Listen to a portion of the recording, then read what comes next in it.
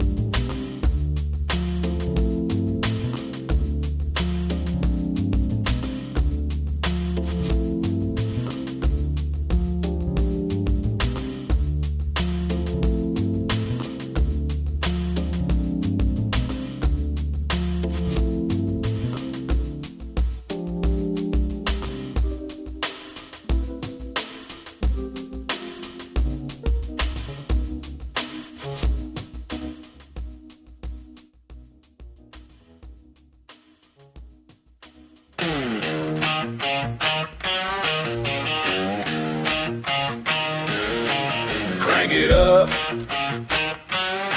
let it roll. Stars and stripes in my soul. Steel toes on, boots in the gravel. Heartland truth on every channel. Open Bible, flag on the wall. We say what we believe when we don't talk at all. This is red, white, and raise hell. Cowboy hat, church bell can't scare us into silence. We were born to rebel from the back road to the beltway. We won't fade, we won't fail. Proud, loud, standing tall. Red, white, and raise hell.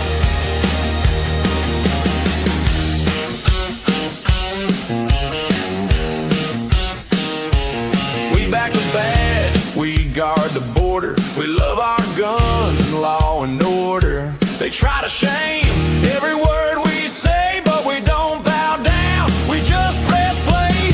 This is red, white, and raise hell. Cowboy hat, church bell can't scare us into silence. We were born to rebel from the back road to the bell. Hey, we won't fade, we won't fail. Proud, loud, standing tall. Red, white, and raise hell.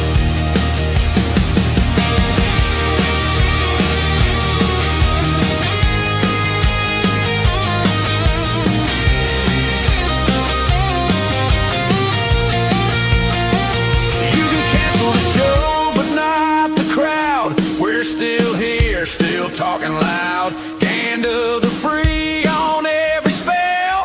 Hit that mic, host, let the truth ring out. This is red, white, and raised hell. Cowboy hat, church bell can't scare us into silence. We were born to rail from the back road to the beltway. We won't fade, we won't fail. Proud, loud, standing tall. Red, white, and raised hell.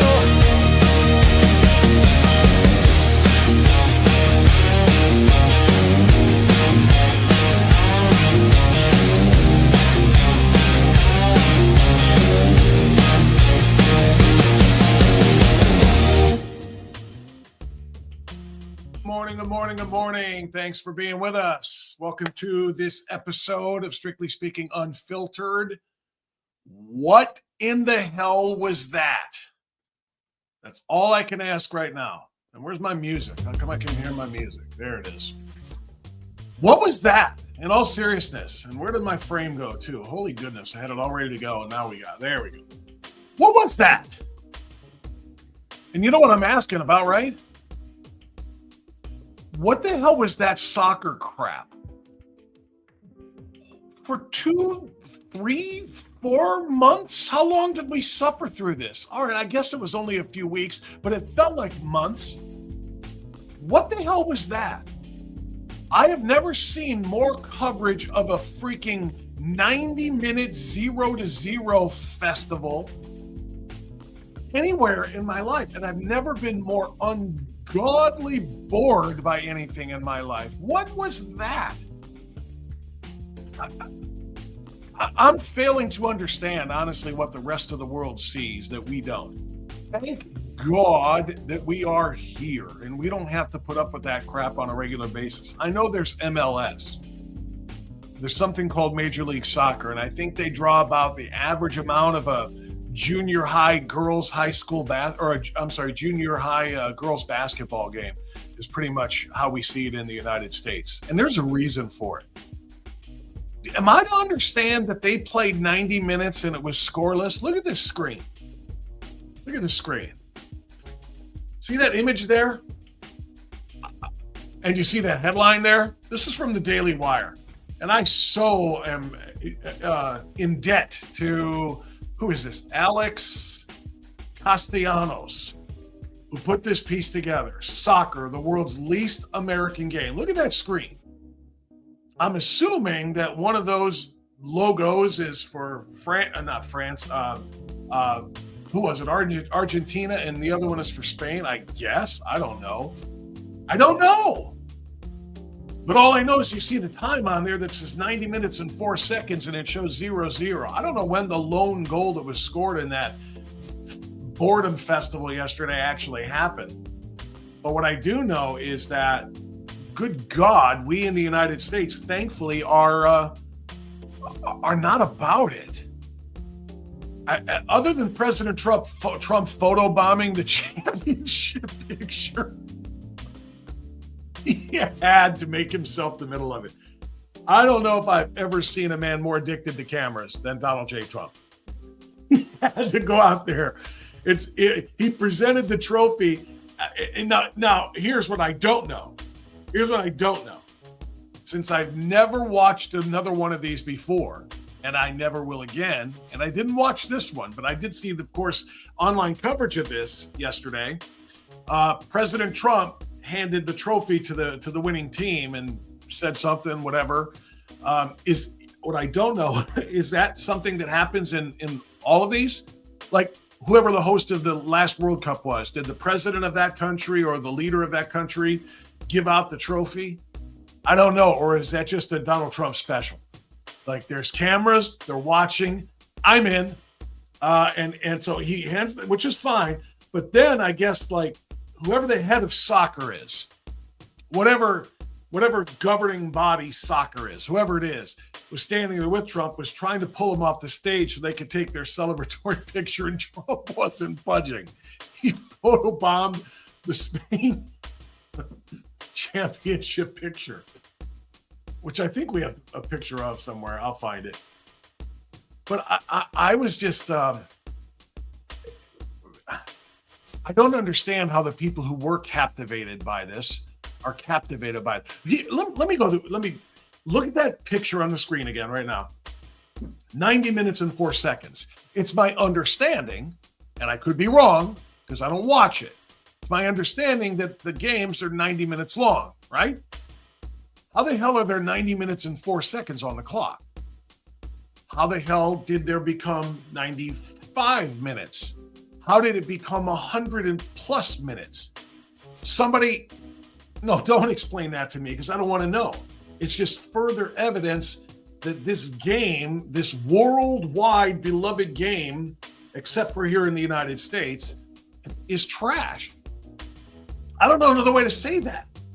The fact that, okay, the game is over, one team won, the clock is on zeros, but we're putting more time on. Let's keep going anyway. It's not a tie game like where it's overtime. It's just, let's do more, and let's see if the other team can catch up. They didn't. All right, let's do more and put 5 more minutes on and see what happens. Am I describing that inaccurately? If I am, I'll own it. I don't know, and I don't profess to know. I'm okay with not knowing. I have no interest in knowing. It's just that, like I said, since the rest of the world was just so enamored with this, and what, 80,000 people or something like that packed into the Giants MetLife Stadium. So, but they weren't Americans. Some were, of course.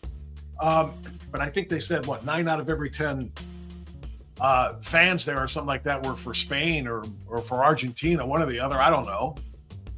Again, it doesn't matter, but it's just one of these things where I'm like 90 minutes of no scoring, 90 minutes of back and forth, and just balls being kicked out of bounds and guys being knocked to the ground and balls being kicked out of bounds and balls being kicked over the goal. And it's like, let me tell you why soccer, I've always said this. Let me tell you why soccer is the most popular sport in the rest of the world, but not here in the United States. And the answer is because the rest of the world doesn't have football. That's all I can think of. I mean, where else is there football? Canada, there's football in Canada, but they don't love soccer up there any more than we do down here. They love hockey. They got, the Canadian Football League. Is football American football? And I don't mean the other name for soccer, but I mean touchdowns, field goals, football. Is that played in any other country around the world? I don't know. There might be a league in Germany that plays like at middle school fields or something like that. Maybe. I don't know. But the rest of the world doesn't have football, and that's the reason I think they embrace soccer. Not to mention, it's something you can play in just about every third world disaster of a country that there is. Because all you need is a ball, and you can just, where's the goal? Those two trees. Kick it between those two trees. Yay. Away we go. You don't need any other equipment like you do with football and some of the other sports. I don't know what to say. All I know is thank goodness God that was over. So I want to actually do this. I'm going to read you this article from Alex Castellanos because it'll really, really make me feel better at the end, knowing that there are a whole lot more people who feel the way I do about this. Think of the great accomplishments of civilization: skyscrapers reaching toward heaven, bridges joining divided peoples, dams powering ambitious societies. How many have been built by human beings using only their feet? Not many, right? So as we bring the mind-numbing boredom of another World Cup to an end, please explain our nation's new fascination with soccer. We don't have one. Civilization took off when our ancestors stood upright, developed opposable thumbs, and learned to use tools. The hand fashioned the spear, raised the cathedral, laid the railroad, split the atom, and put a man on the moon. Human beings stopped merely living in a world and began shaping it to their intentions. Soccer responded to our magnificent evolutionary ascent by prohibiting the use of the hand. After millions of years of progress, soccer asks humanity to put its most useful equipment in its pants pocket. Here's a game in which modern human beings voluntarily surrender their principal biological advantage and spend 90 minutes trying to maneuver a ball with the precision of a bear opening a refrigerator. When I was coaching football, I used to tell my kids, particularly when I was coaching receivers, to catch the ball with their hands, not with their bodies. Don't let it come into your body and then trap it with your arms. And I used to say, God gave you two hands for one reason and one reason only: to catch footballs. I used to say that. This guy is right on point here. Use your hands for things that they are uniquely positioned to do. It's one of the reasons when I see a 0-0 soccer game and I see a guy in close trying to poke it in with his foot, I just want to tell him, be a man, grab it with your freaking hands and throw it in there and dare them to try to stop you. When you do that, you have, entertainment and probably more scoring. Anyway, Alex Castellanos from the Daily Wire must have agreed. In American sports, effort usually produces some identifiable result. Football measures achievement yard by yard. Baseball records every pitch, every hit, every run, every error. Basketball rewards successful action so reliably that the scoreboard routinely reaches 3 digits. Unless we count the WNBA as basketball, American sport operates on a simple assumption. If extraordinary athletes exert themselves for several hours, something should be accomplished. Soccer makes no such rash promise, and it frequently delivers. A soccer match can conclude 0-0, a score traditionally associated with a game that has not been played. A 2-0 result is considered an exciting blowout. Fans can watch nearly 2 hours of strenuous activity only to discover that neither side has achieved anything. Soccer remains stubbornly unwilling to happen. Except, of course, for the penalties. There is true drama only when a player is brushed aside by a passing breeze. I'm having way too much fun with Alex Castellanos here.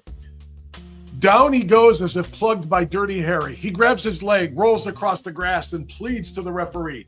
30 seconds later, the performance is over. He's back on his feet, running as if nothing happened. This is traditionally called a flop. My son was telling me this yesterday.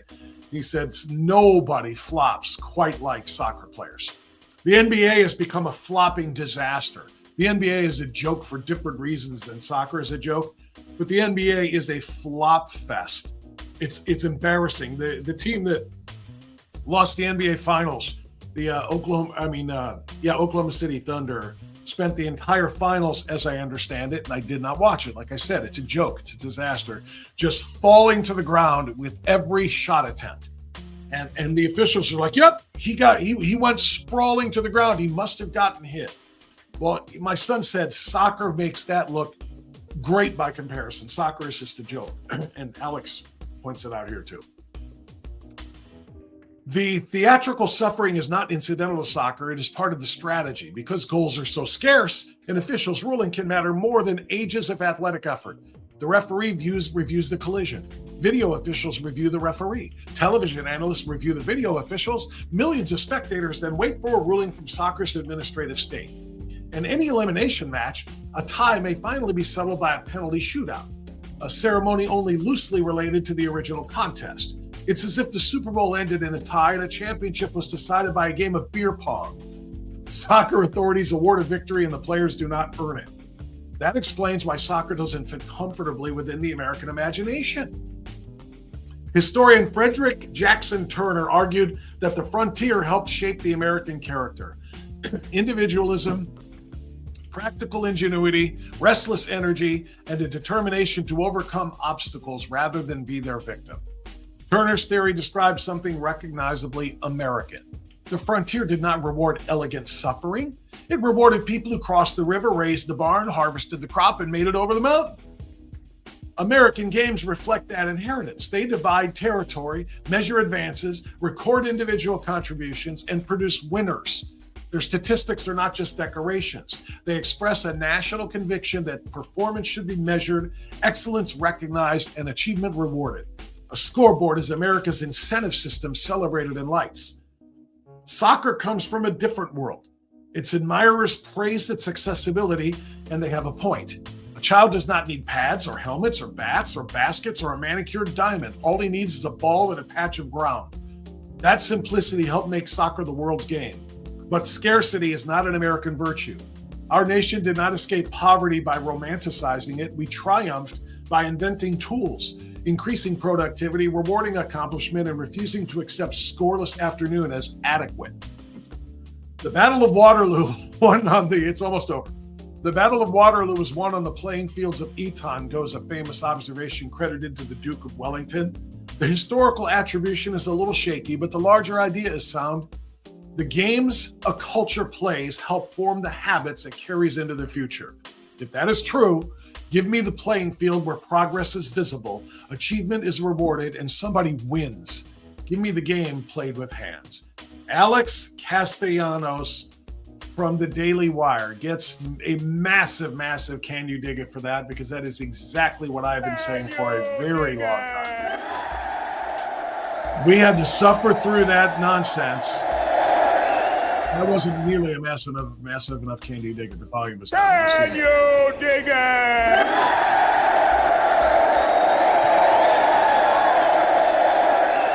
All right, how many soccer moms right now are in the comments telling me, Bob, you shut up. We love the beautiful game. I know. I have to look. I really do want to check the live stream or the live chat, by the way, as we get started this morning. I'm sorry, I had to do that. I was patient. I did not talk about the World Cup one time during the World Cup. The only time I would have is if the U.S. had won this thing, because I would celebrate that just only because we are the U.S. And if the U.S. was playing the rest of the world at checkers or tiddlywinks or hopscotch, and there was a World Cup of hopscotch and the U.S. won, I would be waving the flag and USAing all over the damn place. All right, it's not the sport, it's the U.S. against the world. And if the U.S. was in, I'd be all about it. Not the game, the boring game I just described, but I'd be about it because of the international competition of it all. We are mighty, mighty U.S., and that's worth celebrating. But when we got knocked out of the whole thing, what minuscule amount of attention that it deserved went away as well. Did you give a rat's red ass whether Spain or Argentina won, or if it would have been England or France, or if it would have been, hell, I don't know who else got down close to the end. Any of them. Would you have cared? Did you care yesterday? No, of course you didn't. Anyway, let's see here. I want to see we got the dancers were out in full this morning. I love you guys. I absolutely love that. Talking about the dancers on the live chat, they get all the dancing emojis going when the opening song plays, and I love it. Victor Sim is here, and he's ready to leer. Did you leer enough about soccer and what we hate about it the most? Vice President Vance's wife had their fourth child, a boy, this morning. We did see that yesterday, actually, and congratulations to JD and Usha Vance. I watched 0 minutes, said Victor, of the World WHIRLED World Cup. Good for you. Chuck and I are sitting here laughing out loud at you today, Sherry says. Look, far be it from me to make fun of something that so many people love, but those people aren't Americans. And the Americans who do, you guys are the oddballs. Sorry. I fell asleep yesterday watching the FIFA final. Saw the end. I was waiting for the crowd to rush the field and butcher the ref. Remember, that happened in South America a few years back. Did it? Okay, I'll take your word for it. I don't know. I don't recall it. Maybe. But if it was associated with soccer, chances are very, very good that I flicked the channel and skipped over the coverage. Fred Frog says, soccer sucks. Then Trump shows up. Trump just had to go out there and hand over the trophy. I love that part. Just photobombing them. Agreed, 90 minutes and they can't get a ball in the net the size of my garage. Karen, good. Karen, well done. Charlie, the politically incorrect mechanic Charlie. 90 minutes until they start adding time. Then because it was tied, it went another 20 minutes. Then they added 5 more minutes. Did they really? I knew they added time. And I think they added time 2 times. I didn't know what he just said was the case, but added time. What is that? Especially after somebody does score. Do you add more time after that? See what happens next? Just because there's no actual definitive end to the game. It's just whenever the refs say, okay, we're done adding time. It's over now. What is that? It's anti-American. It just is. I fell in love with the fans around the country, though, who loved America. Of course, anybody who's cheering America, you are my people. But what are you cheering America to do? Bore the rest of the world into a deep, restful slumber? Love it, Fred Frog. Yes, Trump made it interesting. You're good. I like how they can add minutes, though. Boy, Bill Belichick would have a great time with that one. It's played in Britain through the NFL. Well, but it's just the NFL playing in Britain, isn't it? It's just NFL. They play like 9 or 10 games a year in London, but it's the NFL. It's not like British having American football, I don't think. I don't think they have like their own American football in Great Britain. If I'm wrong, okay, like I said, I'll own that. I don't know. But I still say the rest of the world having football or doesn't have football. That's one of the reasons why they embrace soccer. They got nothing else. They add the minutes to offset the downtime for injuries and such, unlike our football. Well, how about this? While somebody's injured, stop the clock. What are you telling me? While somebody's injured, the clock just continues to roll while play has stopped? Is that really what they do? This is why the United States is the greatest country in the world. We don't play that way. That's the rest of the world's rules. And that's the third world rules. Idiots.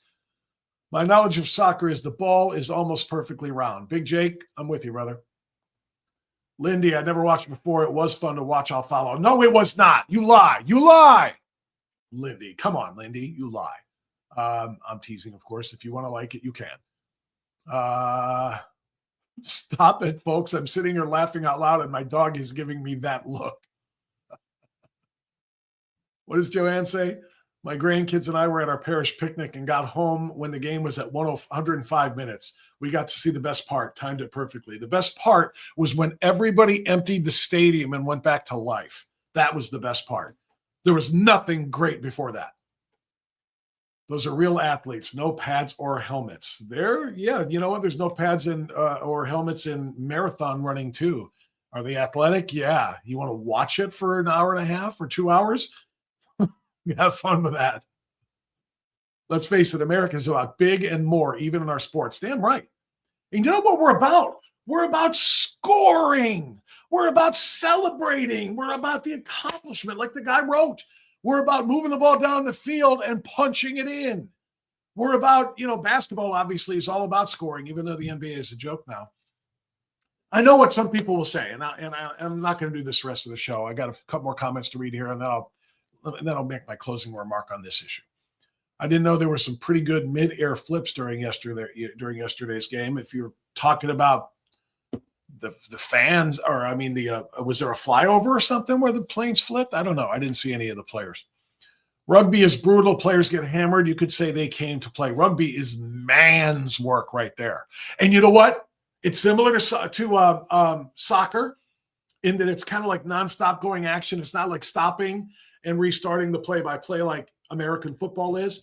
But A, they use their hands, and B, they hit. And then you're not penalized for hitting. You're allowed to hit. Rugby is a man's sport, no doubt, and they score more. What does Jimbo say? It was fun seeing Lamont, and Messi go at it. My son says Lamine is the GOAT. I don't know what you're talking about. That was all in Greek. We were all like, finally, it's over. Amen. Soccer was more interesting when the Romans created it, when they used their conquered enemies' heads as balls. Jeez, Charlie. We need to buy Bob a little soccer ball for his desk. I will, on camera, put a knife through it and deflate it. I promise you. World Cup highlighted the USA. That was the best of all. We didn't need the World Cup to highlight the USA to the rest of. Oh, you know what, Joanne? I will say this. All right. If I'm looking for something positive about how long were they doing this? A month? I mean, literally, how long was this tournament? I want to say it was like a month. I don't know. I don't know when it started. All I know is I couldn't wait for it to end. But as long as it was, I did see, excuse me, I did see numerous stories on the news, coverage of foreigners who were allowed to visit the United States, by the way, to watch the soccer. Foreign players, foreign fans, and so on and so forth, coming here and seeing what the U.S. is really all about for the first time and falling in love with it. So if that's what you mean, Joanne, that it highlighted the USA, love that. And that's good, although it's good and bad. I mean, let's be real. It is very good to know that the rest of the world saw the United States and said, this place is phenomenal. We love it. It's great. Because we are. They're finding out what the rest of us know. It's the greatest place on earth to live. But the flip side of that, I don't need any more foreigners falling in love with the United States and then using that as the basis for trying to break in. We have millions trying to do that already all the time anyway. Let's let them think that we're a hellhole. Then maybe they won't be trying to get in here so much. Teasing, of course. If they stopped the clock every time someone was injured, the game would take 4 hours. Fair enough, but it does anyway if they're adding more time to it at the end. Soccer sucks. It's boring. The NFL is getting too sissified with all the new rules. NFL in the 70s. Now that was a man sport. True enough. That is also when like broken necks were pretty much in vogue because of that man sport. Who cares about soccer other than the U.S. got the money and sold ranch dressing? Lois Irene. I don't know the ranch dressing reference there, but I'll take it. Soccer's a bunch of pentagram-shaped pieces sewn together. And Bob, that is what I meant, she said. Okay, yeah, showing off the country to the rest of the world and the fans who came around the world and loved the United States, came from around the world. That is cool. Here's the one thing I'm going to grant you, and this will be the last I say about it today. I hear soccer fans, all 4 of them, in the United States today. When I talk about the fact that there's no scoring, they say, oh, yeah? What about baseball? What about 0-0 in a pitcher's duel? You're complaining about soccer being scoreless for 90 minutes. What about baseball being scoreless for 2 hours? And here's my response to that. Yes, it's true that a pitcher's duel, a 0-0 game, or a closely fought 1-0 game or something like that, it can drag. It can, no doubt. But here's the difference. Every single time the ball is in play in baseball is a scoring opportunity, right? Every pitch can be swatted 350 feet or 420 feet or whatever for a home run. Every one. Everyone has a chance that a scoring. So in other words, if you're sitting there watching a baseball game and it's scoreless and it's a 2-1 count and there's 2 outs in the bottom of the 5th, and you turn over to take a sip of beer and have a bite of hot dog, suddenly you hear a crack, and there it goes, and now it's a 1-0 game, or maybe there were a couple of guys on base that had walked, and now it's a 3-0 game. Because every time the ball is thrown to the catcher, a hitter may interrupt the flight of that ball from pitcher to catcher and score with it. That is not the case with soccer. It is just maddeningly boring. I think there were 11 chances. I heard on Fox this morning, 11 chances of scoring for the team that won. Or maybe it was the team that lost. I don't know. But he said the goalie had 11 saves. So that means there were 11 times somebody struck the ball and hit it toward a goal the size of the garage, as somebody said, and the goalie made a save. So that's 11 scoring chances. There is a scoring chance on every pitch in a baseball game. And oh, by the way, pitcher's duels are rare. Seriously, well, 1-0 game, a well-pitched game, by the way, is a different type of appreciation altogether, but you do understand the point. There is a chance at a score every time the ball is thrown, and that's the reason why even in a long game, you're sitting there eating hot dogs and nachos and everything else, you're watching every damn pitch because you don't want to miss the one that is going to create a score. So that is my diatribe on goodbye World Cup. We hardly knew ye, and we never want to know ye again. That's all I'll say. President Trump disagrees. President Trump told the guy who's in charge of soccer, whoever that is, and whatever body runs soccer. Does anybody know who owns soccer? Dana White owns the UFC. Roger Goodell is the commissioner of the National Football League. Who else do I know? Who's Adam Silver, who looks like an alien. It runs the basketball, the NBA. I don't know who runs soccer. But the guy, whoever it was, Trump said to him yesterday after it was all over, we should do this again next year. And I don't think they play every year. I think they have this every few years. Is it every 2? Every 4? Every 6? Every decade? I don't even know. I don't care. It's soccer. But Trump said, let's do it again real soon. I don't think that's going to happen real soon. But he wants to have it again. Why? Because it's the U.S. And we did. And I will say this. Internationally, a whole bunch of money flowed in, right? I'm guessing with all of those people who came from around the world to watch the soccer. Here's the thing. Was Tom Homan on duty yesterday? I want to know if Tom Homan was on his game, because Tom Homan and all of his people at ICE and Customs and Border Patrol, I want to make sure that every fan who came here to watch soccer from around the world found their way out. I want every single one of them. They were imported for the soccer. They get deported or exported once it's over. I want to make sure nobody kind of mingled in with the crowd and said, oh boy, that was a great game. I don't know what accent that was, but that was a great game. And then I think it might have been Irish. I don't freaking know. And then they just mingle with the Americans as they wander back to their homes and their neighborhoods and their suburban communities or their urban centers. And just kind of mixing in and like, oh, we can stay there under that tent in one of the 15 square blocks of homeless encampments in New York City. They were in New Jersey yesterday, so they could find their way and just kind of hide under a tent for a little while, before claiming asylum. So yeah, everyone that came, I'm glad they brought money with them, because I wasn't told. I heard, again, it was on Fox News coverage this morning, which, by the way, they completely overdid. but it was on Fox News coverage, and they said something like billions of dollars were brought into the United States economy through this thing. So, like when you host the Olympics, which is also coming, the Olympics are coming in 28, right? Summer Olympics. And in LA, and that's fantastic. It's going to generate a ton of money. I like the impact of the dollar. Yes. On the economy, that's fantastic. But once it's over, like I said, I want everybody who came in to get out.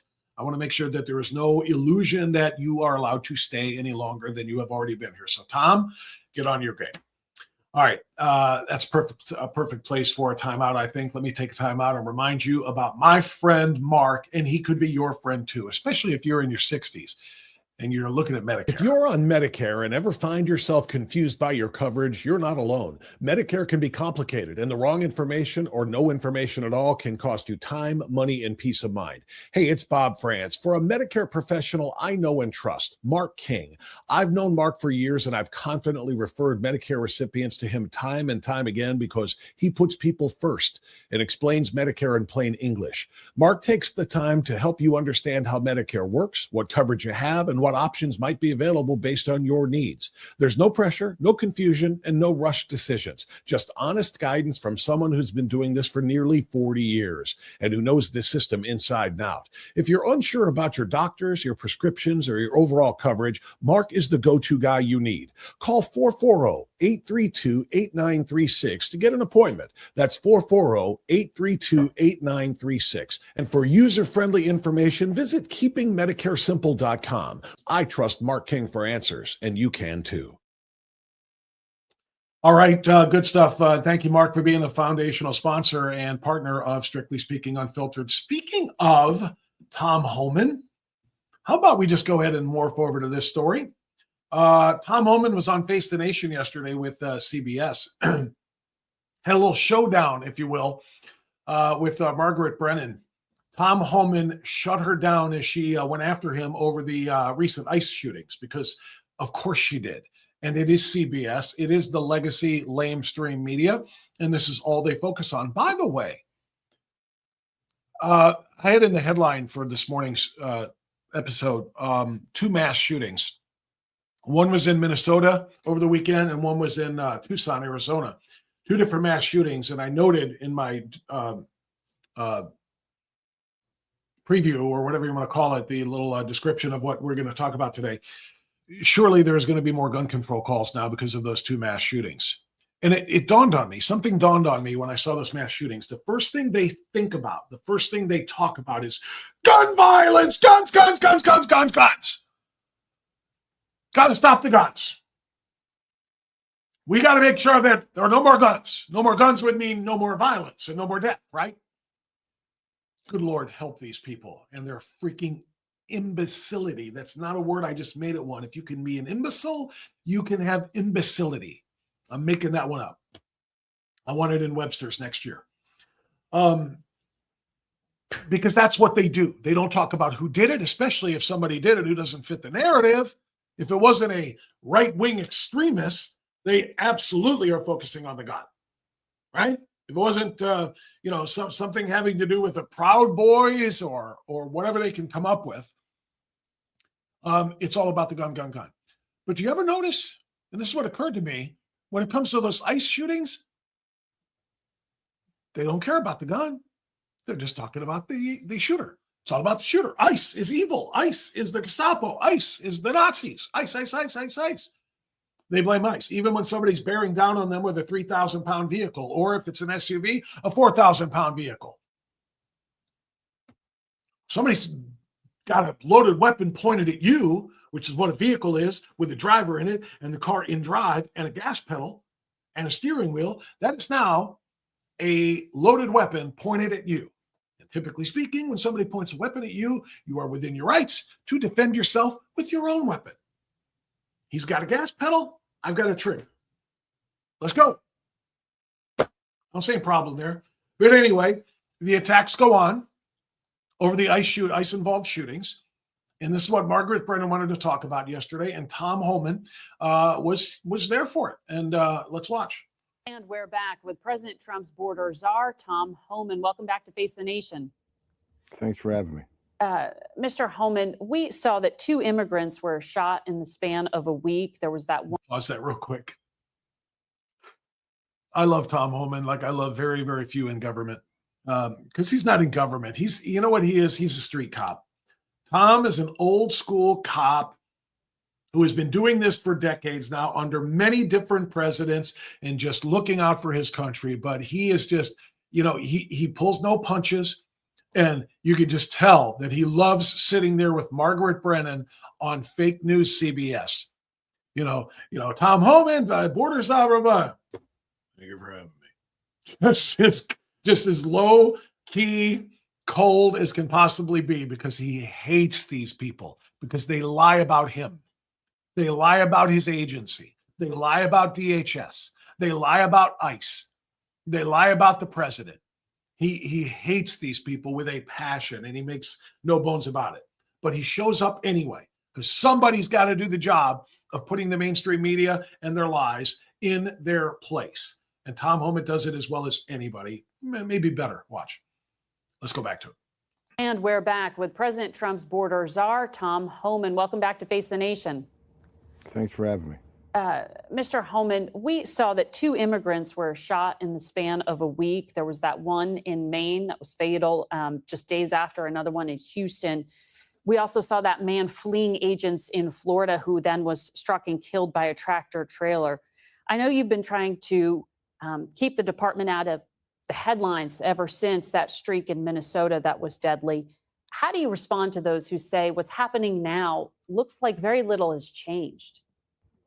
Well, first of all, we'll wait and see what the investigations, how they play out, right? Because, I don't want to get ahead of investigations on who's at fault, what exactly happened. Because we all know when these investigations happen, there's going to be cell phone video, there may be city cameras, and of course, then you got witness statements and affidavits from the officer and witnesses. So we got to let the investigations play out. So I don't want to really comment on investigations themselves, but I think, Mark Wayne Mullen, took some action and in concern of safety of the agents and how we do operations. And that's why he did that, that pause on enforcement on vehicle stops. But, my concern is I've done this since 1984. My concern is I think a lot of the rhetoric that you see every day, especially in sanctuary cities and at these protests that resist.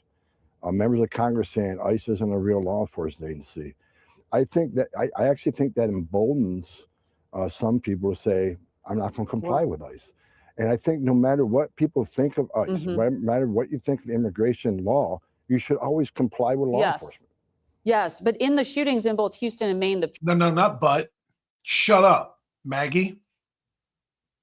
Did you hear what Tom just said? Regardless of what you think of the law, regardless of what you think of immigration law, you should always comply with law enforcement. That's it. End of story. Tom Homan is spot freaking on. You don't have to agree that the speed limit is 35 in a place where you think it should be 50. And if you get popped for going 48 because you think it should be 50, doesn't matter. It's 35. That's the law. And if law enforcement comes to you for it, for violating it or breaking it, you comply. You don't get to try to run at him. You don't get to try to harm him because you disagree with that law. You obey that law. That's the way the world works. That's the way the United States works. I don't care what law it is. You may disagree with the no parking on this street, and you may park your car there because you disagree with that law. And if they ticket you or tow you, you have to deal with that because it's the law. You comply with laws and you comply with law enforcement. And if you don't, it's at your peril. And especially if you become aggressive with those who are enforcing said law. Tom Homan is exactly right. Always comply with law enforcement because guess what? And I've interviewed enough cops over the course of the last, I don't even know how many years, to hear all of them say, all they want to do is go home at night. They want to make sure they get to go home at night too. They're out there enforcing laws that are passed by Congress or passed by council or passed by the state, whichever kind of law it is. All they want to do is go out there and do their job and enforce that law without getting killed. They want to be able to go home to their families at night. And that's why you cooperate with law enforcement, even if you disagree with them, period. But of course, here comes Maggie with, yeah, but. You should always comply with law enforcement. Yes, but in the shootings in both Houston and Maine, the people who were killed were not the intended targets. Have you caught the people you're actually looking for? One of them, I believe we did, but that happens in law enforcement all the time. I mean, we're working, we get leads on individuals, and you say, okay, well, this subject lives at this house, he drives this car. And when that subject leaves that house, 6 o'clock in the morning, and someone gets in that car from that house, they assume, okay, this is our guy, and they'll do a vehicle stop. And depending on when they make that stop and that person complies, either they're going to be arrested or released. That's the way it's supposed to be. So, law enforcement deals with misidentity every day across the country, not just ICE. Every law enforcement agency. I was a cop. I know that happens. Yeah, but these were fatal shootings, of course, in Houston and in Maine. And in Houston, it was an unmarked car. So when you're saying don't resist, these individuals who were chasing the man who died, they didn't have markings on that vehicle that would allow for him to know that they were ICE. It just looked like a car coming after them in the videos. No, they have emergency lights.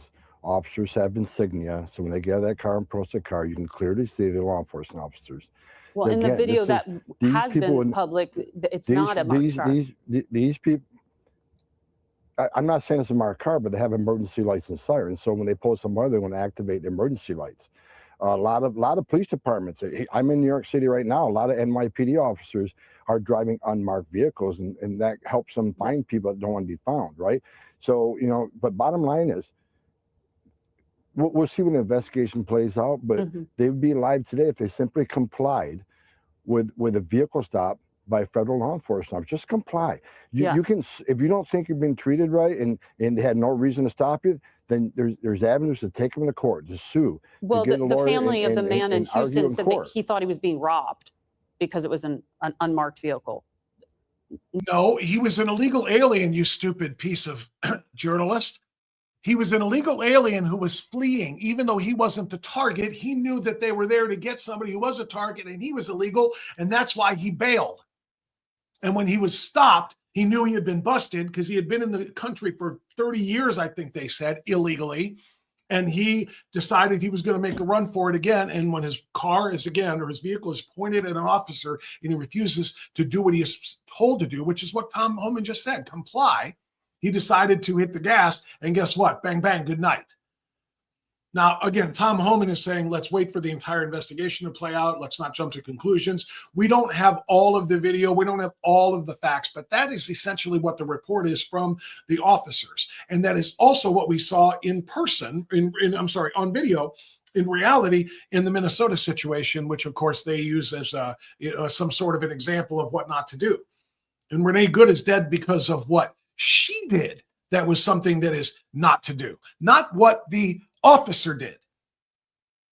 I did an entire video on this, and I don't want to go through it again. But again, if you want to protest ICE because you don't like the laws or the enforcement of the laws, be a protester. That means get the hell out of the way and stand on the sidewalks. Do not get in the way of the actual enforcement of law. If you do, what happens to you is on you, not them.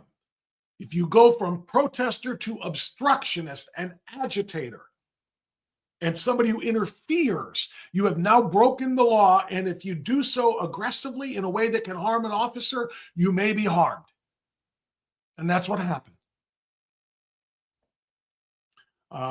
Let's see the rest of Tom Homan dealing with this left-wing fake news CNN interviewer, Maggie Brennan, who, by the way, she makes a point of interviewing people who just eat her lunch on a regular basis. Every time she's interviewed Marco Rubio or J.D. Vance or anybody else, or she just gets completely humiliated. You'd think she would learn by now and stop asking questions that are only going to embarrass her and her agenda, which is a left-wing agenda. Not that it was law enforcement at all. They had emergency lights. They activate emergency lights, blue and light. In my vehicle I drive where I'm with my security detail. You've seen that on video? Because we haven't. Seen what on video, ma'am? That there were lights? Because in the videos that we've seen, there aren't. And because there weren't body cameras, it is hard to substantiate some of what you were saying. Okay, well, I have not seen the videos, but I'm saying our vehicles are equipped with emergency lights. Now, if they didn't activate the lights, again, I haven't seen that video. If they didn't activate the lights, then there's an issue there, right? But I'm saying they're equipped with lights. So let me just caveat that. They should have been equipped with lights and sirens, but I do not know specifically if they activated those lights. As far as the cameras, Margaret, you know, everybody in ICE would have a camera now if the government wasn't shut down by Democratic members of Congress. There was money in that bill that they held up. Yeah. I think it was $120 million to equip all ICE officers with cameras, but because the government shut down, we're behind on that. But let's emphasize something else too. Even if they didn't have their lights on, when they got out of their vehicles, they were marked. They were wearing uniforms that said police, ICE police. We see them all the time. We know what they look like. The fleeing illegal alien didn't think he was being robbed.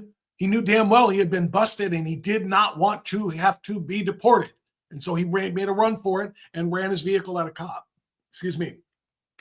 According to the reports from the agency. So that part matters too. Even if they didn't know, even if the lights were not on, which we don't know, as Tom Homan just said, what we do know is that they were in uniform. They weren't in plain clothes. It wasn't like a detective wearing a sport coat and a pair of jeans with a shoulder holster. All right? They were uniformed ICE agents, uniformed federal officers, and that part has to matter. They got $20 million in April. That wasn't enough. They $20 million may have bought some cameras, but it doesn't buy the storage. It doesn't buy the resources we need for the thousands of FOIA requests we're going to get. There has to be storage capability to hold these videos for a long time. So it didn't fund everything, but now we have the funding after reconciliation. The cameras have been purchased. Right now, they're training the trainer and deploying the cameras nationwide. Do you think it was a mistake for the Trump administration to have proposed the body cam expansion at the beginning of the term? Because I know you have advocated for body cameras, and now you're playing catch up, right? I think body cameras are the way to go. I think body cameras lets the American people know what that officer sees when he takes that action. When will everyone get one? You can have a cell phone camera from a witness on the side. You can have, city cameras or whatever. But I want the American people to see what that officer sees when he makes the decision, takes an action. Yeah. I think the American people need to see what that officer sees and hears. I think it's important. Yeah. And if you look at the data, body cameras actually exonerate agents more than they, provide evidence of wrongdoing. 1,000 times more. 1,000 times more. And not just agents, but all law enforcement. Body cameras are the best friends that cops and law enforcement agents and officers have ever had. The left, and again, I've done road rant videos about this too. The left for years and years and years proclaimed that police are racist and the police use excessive force and police use unjustified lethal force all of the time. All of the time. They were saying that for decades. And they said they should be forced to wear body cameras so we can catch them doing all of this terrible, evil stuff that they do. And so body cameras were born. And they became more and more widespread, more and more used throughout the country. Police departments, sheriffs, deputies, federal agents, and so on and so forth. And the left is just licking their chops. Can't wait to see all of this malfeasance by all of these horrible, racist law enforcement officers. And then they started watching the videos. And then they started watching the arrests. And then they started watching the use of lethal force. And then they started watching the use of physical force. And they started saying, well, there's more video. Let's keep watching. And every time they watched it, they saw more and more of the horrific behavior and violence being carried out by the suspects, and that the cops almost exclusively, not overwhelmingly, did not use force unless they had to. The cameras have become the cops' best friend. The cameras have become, what we always wanted, proof of the behavior and the lack of compliance with law enforcement by the people in the communities. And sadly, And this is just the reality of the world. Don't shoot the messenger. There is a racial component to this. Because as FBI statistics show, and it's not close, it's overwhelming, and it's sad that the overwhelming number of violent crimes committed in this country are committed by African-American males. Not African-American females most of the time, but by African-American males. And so when the most violence is being committed by one particular subset of the population, whether it be a racial demographic, sex demographic, or what have you, age demographic, because they chart it by age too. When one particular demographic is responsible for so much more, there are going to be that many more interactions with police. And that's why it looked as though in the narrative from the radical left and from the BLM movement before BLM became actually, named, if you will, or born. But, the black rights activists and so on and so forth saying that they're being profiled by and being, mistreated by police. They came to find out not at all. Police are having those interactions with people who are in the most high crime neighborhoods, in the most high crime circumstances, and the crimes are being committed by them, and that's where the interactions are. And the body cams have proven they are not mistreating the suspects. It's the suspects who are attacking the cops.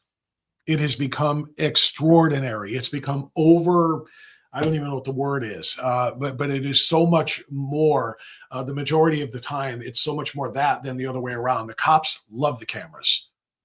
People thought the cops were going to hate the cameras because it was going to expose them for having broken laws. No, the cops love the cameras because it's exposing them for being the law enforcement agents and officers that they are and the violence they have to deal with. We see it time and time and time again. Now, here's the sad thing. This is the truth.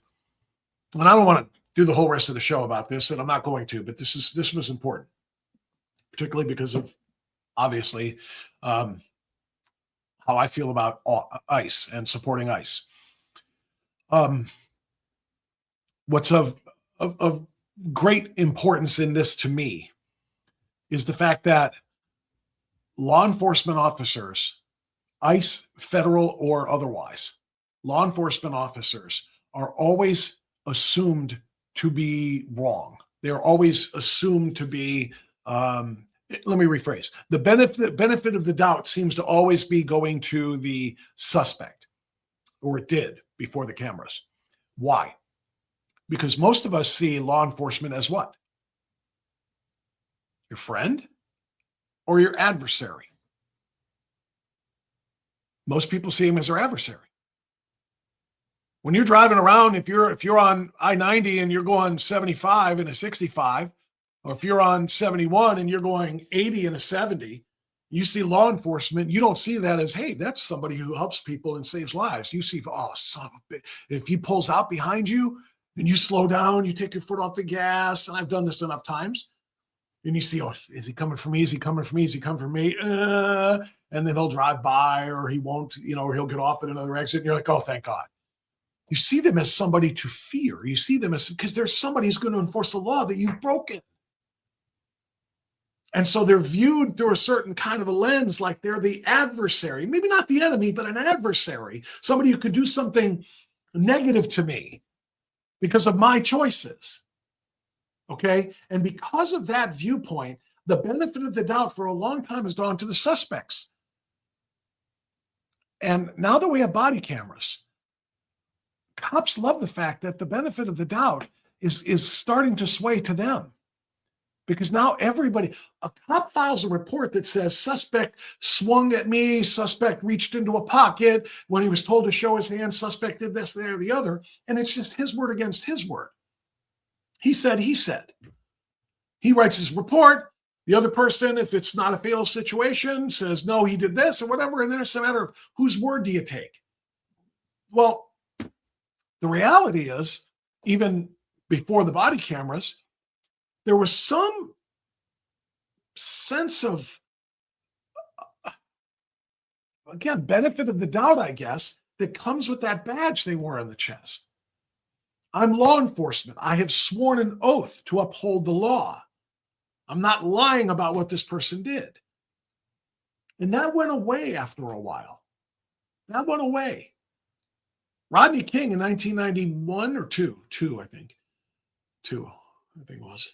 But the Rodney King situation, not that there wasn't ever, some distrust of the police from the radical left that hates cops, the ones who continue to this day to say abolish the police, abolish law enforcement, abolish prisons, reimagine society. That side has always felt this way, but it started to become more mainstream after the Rodney King videos and then the verdicts and everything else. But the reality is, and this is where I'm trying to bring it home, is that the body cameras, I think, have served to restore the honor and the trust and whatever that used to be in that badge.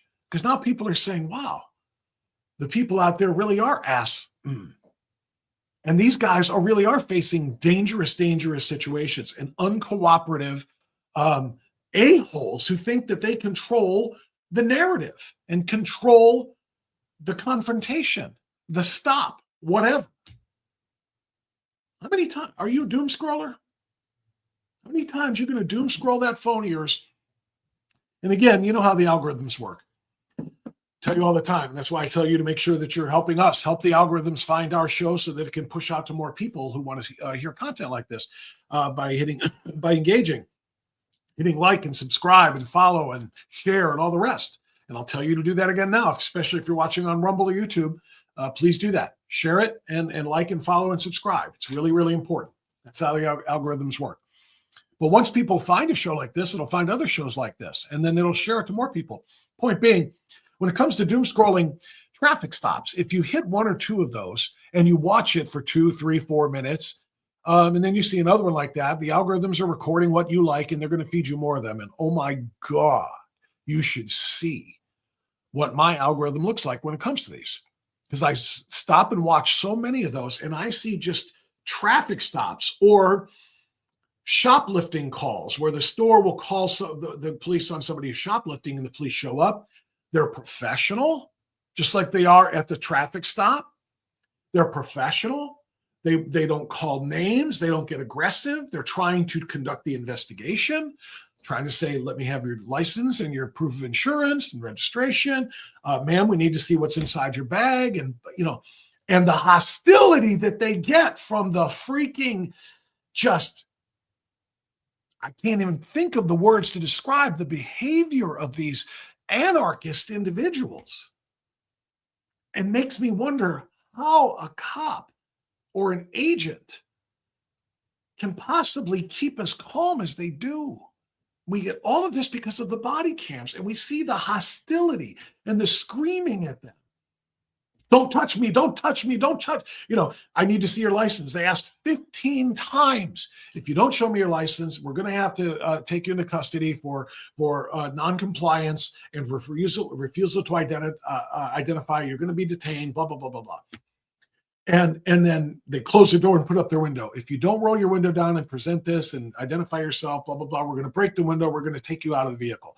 We see these all the time. And then they don't touch me, and they scream and they kick and they spit. And the officers, again, they are so happy, because if there weren't body cams to show us things like this, a large part of the population will continue to assume that officer treated that suspect unfairly, called that suspect the N-word, or did something else aggressive to make that confrontation hostile. And it's not. The body cams are showing what the drivers are doing, what the shoplifting suspects are doing, what the protesters are doing on the streets when they turn into obstructors and agitators.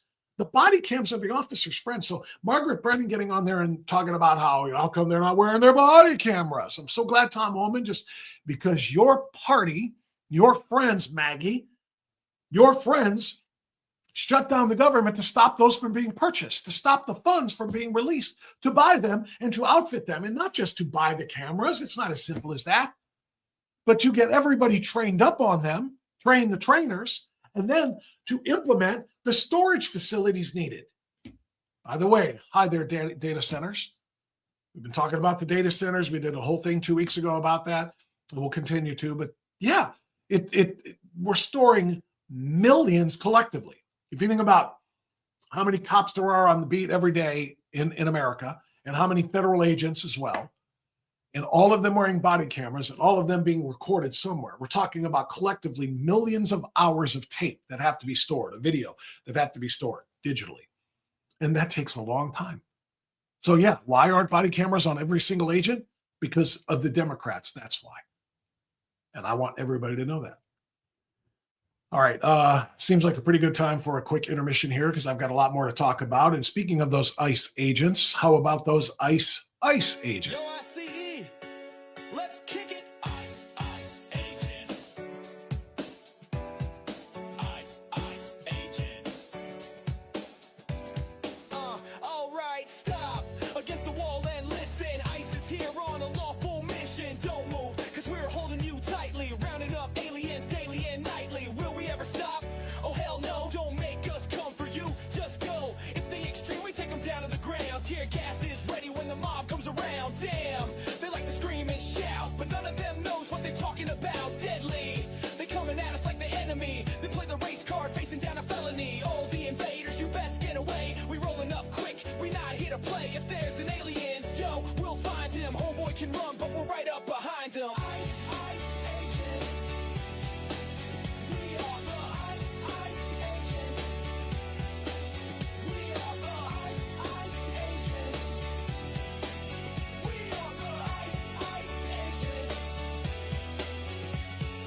Now that the border is tighter, cartel smuggles run a little bit lighter. Coming at you hard, we hit with precision. Trying to resist us, bad decision. Raid them, illegal operations. Kicking fugitives out this nation. Let's move, time to pick up the tempo. We gotta roll there outside Home Depot. Rolling with the local 5-0. With the blue lights on just to let them know. Karen's on the roadside holding up the hate signs. Did we stop? No, we just kept flying, moving on. Pursuing all the bad guys. We bust a left and they scatter like mayflies. The block was dead, yo, so we continue to Tampon's Place, Tim Walls Avenue. Aliens all in the sanctuary city. Activists in the way begging for pity. So sad, cause we not here to play. Violate our laws and you're going away. ICE agents. We are the ICE agents. We are the ICE agents. We are the ICE agents. Yo, take heed, because we never stop looking. We catch you on the scene, we start hooking and booking our town. The one that doesn't want you around. We're stepping up and taking traffickers down. Cause our style's like a federal raid. One knock at the door and you best be afraid. Motivated and trained, we're one hell of a crew. With the law on our side, we're coming for you. Citizens, they're tired of the game. Sick of open borders, hearing your names. Don't move, cause we're kicking you out. Massive deportations, what we're talking about. Keeping our family safe, wearing that mask. And if lefties don't like it, they can all kiss our ass if you cross our border. Yeah, we're coming, check out the badge, yeah, you better start running. ICE agents. We are the ICE agents.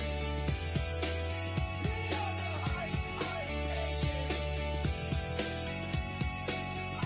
ICE agents. Yeah, we are ICE.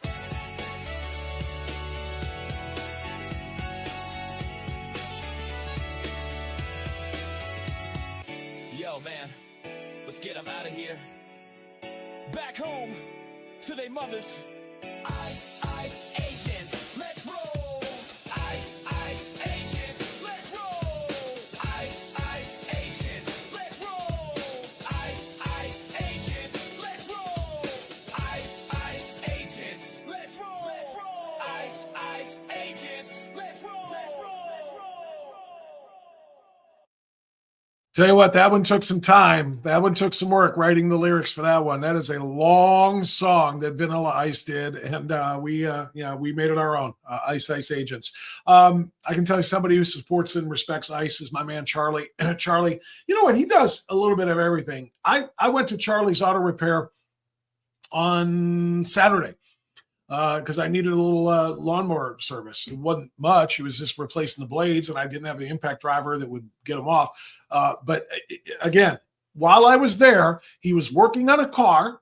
Somebody else showed up and backed up their hatchback to the door and unloaded a rascal. You know, the scooters that people, The ones you see riding all over Walmart, everybody who's over, 279 pounds is riding a rascal.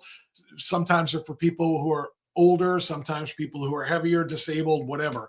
Anyway, it's got an engine and it's got a CPU in it and it's broken. Charlie, all right, unload it. We'll put it over here.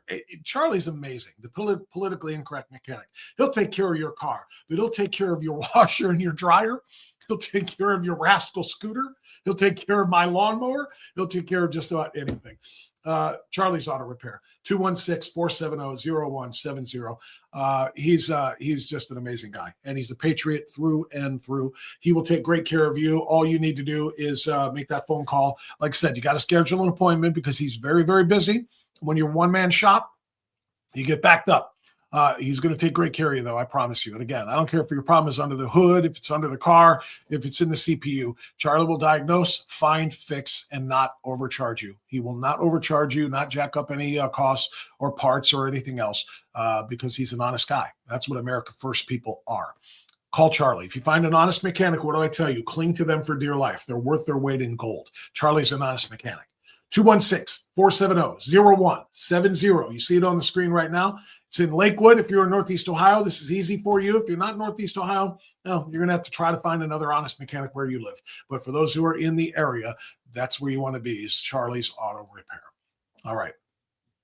So I want to pivot to a couple of other things this morning. And I did want to get into the chat, though, real quick, just on the last topic, if I can. And see if we had anything of note here. People are still all about the soccer rant, pro sports and soccer. Let's see. Until employers are hit with huge fines for hiring every illegal fugitive, mass deportation is a fake narrative. No, it's not. Mass deportation is necessary. I agree with you. What you're talking about is the carrot and the stick. I agree with you on both fronts. We got to remove the carrot, which is allowing them to be hired. And you do have to drop the hammer down, if you will, on the employers that hire illegals. 100% agree with that. But the stick is also really, really important. When they're here, mass deportation has to happen. Completely agree with that. Let's see, Jimbo. I don't doom scroll. I don't like how it force feeds you images. I'd rather select from recommendations. The recommendations are force fed, but not instantly shown. Sick of the daily snuff film. I get that, Jimbo. I get that, and I respect that.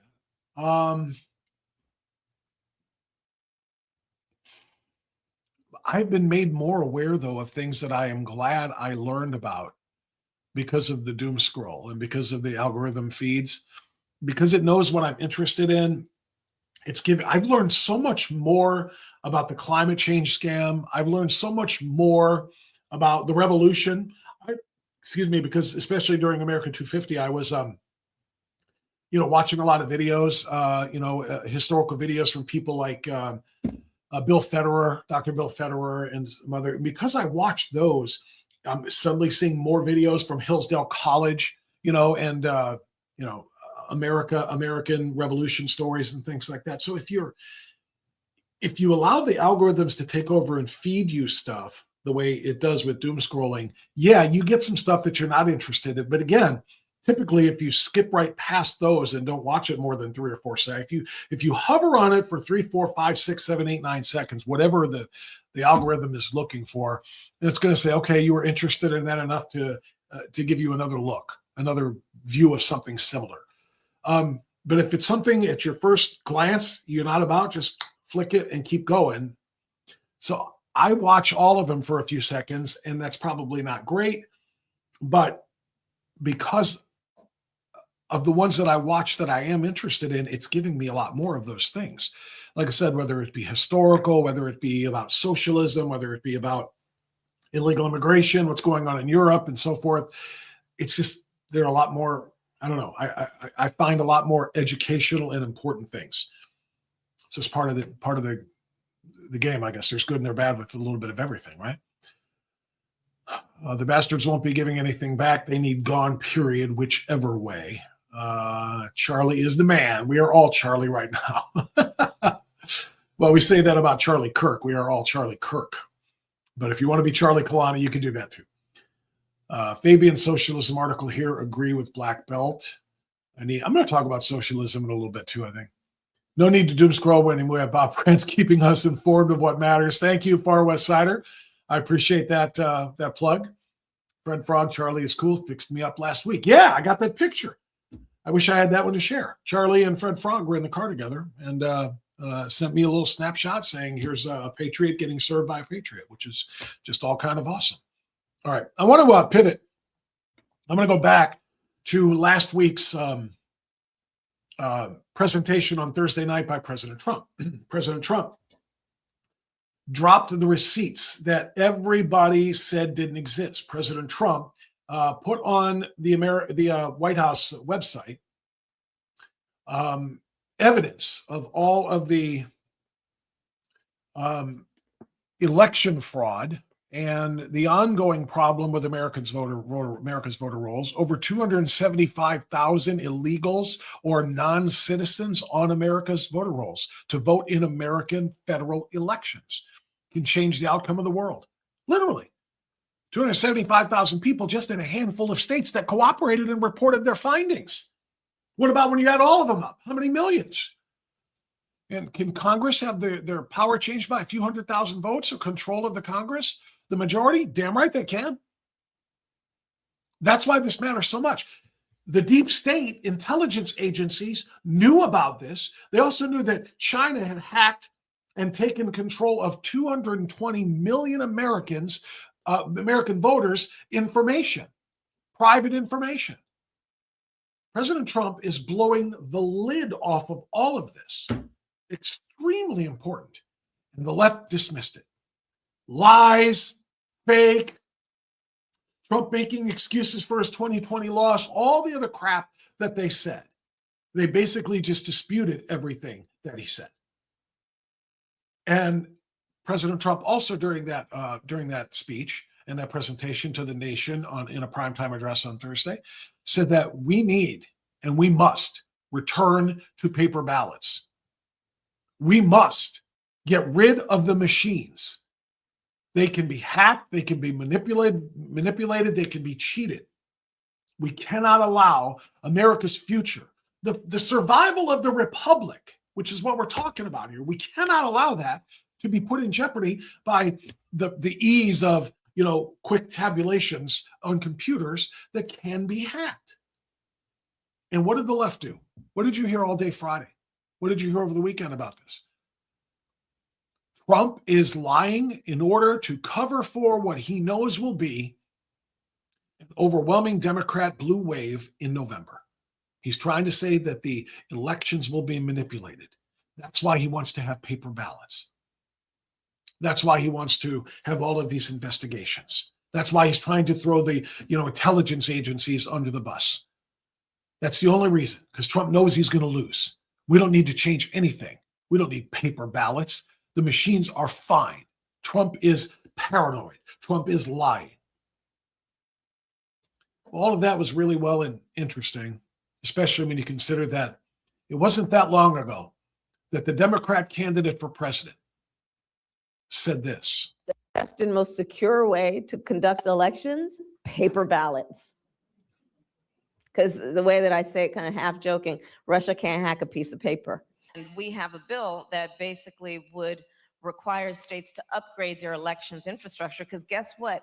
Going like back to the future, best and smartest way to conduct voting, paper ballots.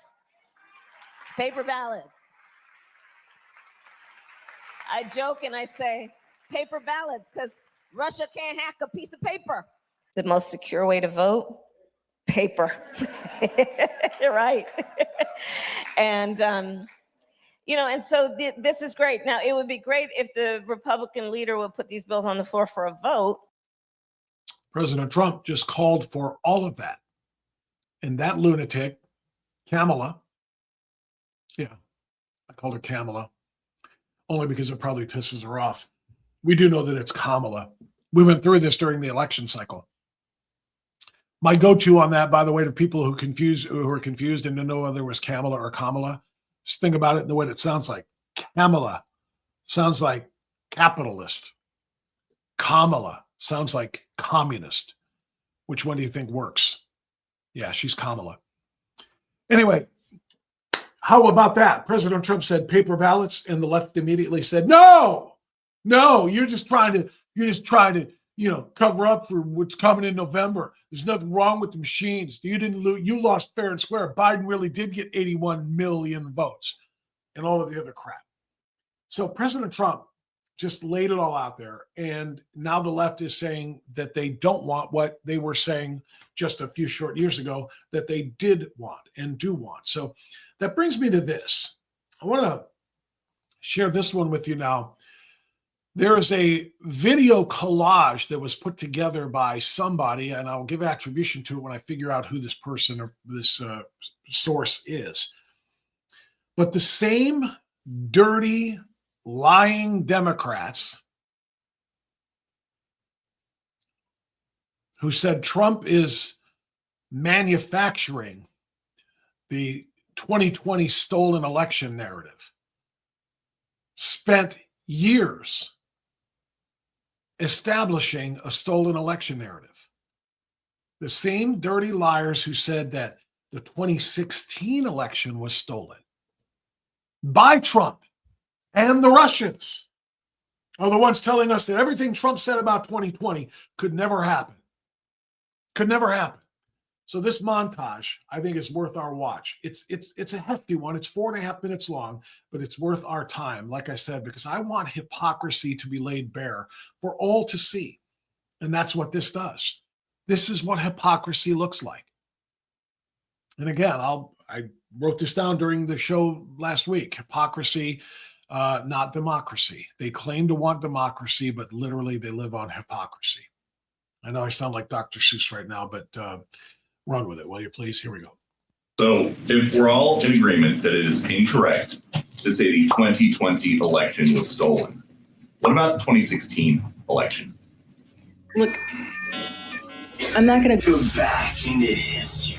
It was a stolen election. It was stolen. Stolen. He's an illegitimate president. He's an illegitimate president. Pretending to be president. Why do you think the president is going to such great lengths to essentially prove that he beat you? Because he didn't. 1/3 of Clinton supporters say Trump election is not legitimate. I think he's an illegitimate president that didn't really win. You are absolutely right. You can run the best campaign. You can even become the nominee. And you can have the election stolen from you. The 2016 election was stolen. Got a nicer way to say that? Say Russia hacked the election. Russia hacked our election. Russia hacked our elections. A little louder, please. Russia hacked our election. That was a 9/11 scale event. This was a kind of cyber 9/11. American institutions. Yes. Russia hacked our election. Russia, of course, hacked our election here. Half of Clinton's voters believe the conspiracy theory that Russia hacked election day votes. We know that they were into voting rolls, actual interference with the elections themselves. We know it happened. Despite no credible evidence, 67% of Democrats believe Russia tampered with vote tallies. Hacking the U.S. election. Hacking the U.S. election. Russia hacked our election. The Russians hacked our election. Russia hacked our election. Russia hacked our election. Russian hacking of our election. Hacking of our election. Russia hacked our elections. Russia hacked our elections. Stolen election. Russia hacked our election. Russia hacked our election. The universal assessment that Russia hacked our election in 2016. Foreign governments hacked our elections. Most young Americans consider Donald Trump an illegitimate president. He's an illegitimate president. Why is he illegitimate? He just won an election. He's an illegitimate president in my mind. That's it. I absolutely agree. Experts urge Clinton camp to challenge election results. We will see how illegitimate his victory actually was. He's an illegitimate president. Russia hacked our election. Russians hacking our election. Hacked our election. Russia hacking our election. I don't see the president-elect as a legitimate president. Trump is an illegitimate president who stole the election. He is not a president. He's illegitimate. And my biggest fear is that he's going to do it again with the help of Vlad, his best pal. It's terrifying. Would you be my vice presidential candidate? Hillary Clinton voters called to overturn election results. More than 4 million people have already signed a petition on change.org, calling for the electors of the Electoral College to, quote, ignore their states' votes and cast their ballots for Secretary Clinton. Trump didn't actually win the election in 2016. We are the victims of a bloodless coup. He didn't win the general election. Yo, Electoral College, make Hillary Clinton president, period. Donald Trump is an illegitimate president. He's an illegitimate president. Dems don't accept Trump as a legitimate president. This wasn't on the level. This election was not on the level. I don't think he's a legitimate president. Our election wasn't legit. He got his victory from cheating. Yes, Trump cheated. Trump cheated the 2016 election. He's an illegitimate president. No validity, no credibility. And because of that, Anger at what some see as an illegitimate president. It will not be a peaceful change of power. a number of incidents turned violent. Protesters hurled trash cans, flash bombs, and objects at police. Several officers injured. Protesters threw rocks and smashed windows, leading to more confrontations, injuries, and arrests. The chaotic scene just blocks outside the secure area of the inauguration. If denying election results is extreme now, Yeah. why look So at that? let's be really clear. That comparison that you made is just ridiculous. protests against Donald Trump's election victory surged overnight, and some became violent. Violence erupted on the streets of Portland during the second straight day of protests over the election of Donald Trump. Some protesters launched fireworks and other projectiles at police. Several people began vandalizing cars. Some demonstrators smashed store windows. Protesters faced off with police in other cities too, including Oakland, Denver, and Minneapolis. Violent protests continuing now for the third day in a row. Some 4,000 angry demonstrators over Trump's election victory taking to the streets. Officers confronted thousands of protesters in what police called a riot. Setting fires, taking their frustrations out on cars and buildings. People threw projectiles at officers and damaged property as well. I threw a trash can at them because I'm angry. One woman driving through was attacked as someone used a bat to smash her windshield. They are undermining our democratic process, everything that we stand for. There you go.